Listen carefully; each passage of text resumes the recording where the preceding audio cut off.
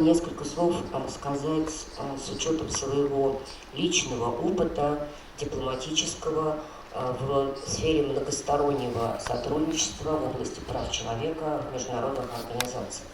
Потому что, безусловно, именно в этой сфере международные универсальные организации, такие как ООН и региональные организации, уделяют очень большое внимание вопросам СМИ, вопросам защиты журналистов, вопросам ответственности СМИ, вопросам ответственности журналистов, вопросам профессиональной этики. И это очень серьезная и сложная задача. Потому что, безусловно, с одной стороны, мы говорим о том, что действительно должен быть равноправный диалог, должен быть профессиональный обмен опытом и контентом. Давайте уж так говорить честно, потому что иногда в погоне за контентом, так сказать, бывают разные казусы, и в результате в каких-то странах, так сказать, люди получают доступ к нужной информации с опозданием, а иногда и с искажением, такое тоже бывает. С другой стороны, да, безусловно, работа журналиста зачастую, она и опасна, по-разному бывает. Ту информацию, которую вы даете, если она не совсем нравится иногда властям, иногда каким-то отдельным организациям, людям, она ставит под удар журналистов. Поэтому честная, ответственная работа журналиста – это, в общем-то, подвиг, а иногда и риск. Но именно это дает нам возможность людям в разных странах получать объективную информацию, получать ее оперативно, это тоже немаловажно.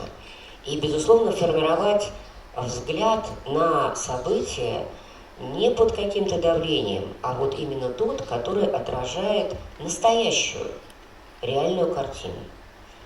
Дело непростое, могу сразу сказать.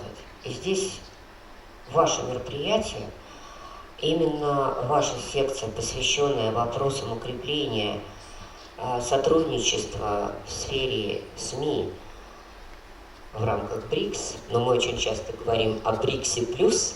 Я думаю, БРИКС плюс – это как раз тот формат, который здесь, наверное, наиболее уместен, потому что все, что выработают страны БРИКС и договорятся о сотрудничестве, о горизонтальных связях, о каких-то новых принципах, которые будут позволять действительно укреплять доверие между народами, служить проводником для того, чтобы людям больше узнали о разных странах, о культурах, о том, что на самом деле объединяет людей.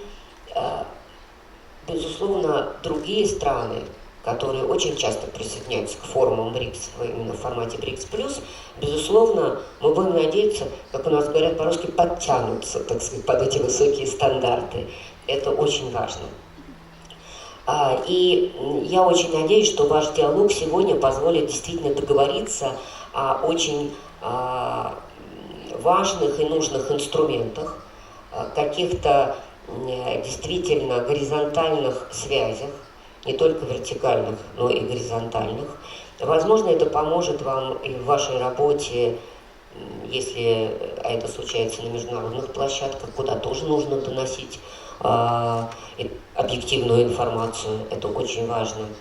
И в качестве директора исполнительного фонда «Русский мир» я хочу сказать буквально несколько слов. Мы стараемся поддерживать и журналистов, и различные СМИ.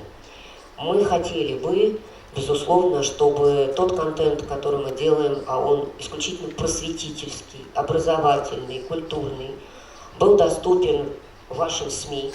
И мы будем стараться его адаптировать под ваши страны, ну, предположим, субтитрированием, да, потому что это тоже важно. Это ведь дает возможность гражданам ваших стран посмотреть какие-то короткие видеопередачи, почитать какие-то интересные материалы, которые действительно познакомят их, ну, с новыми какими-то аспектами культуры России, ее природы, ее истории и языка.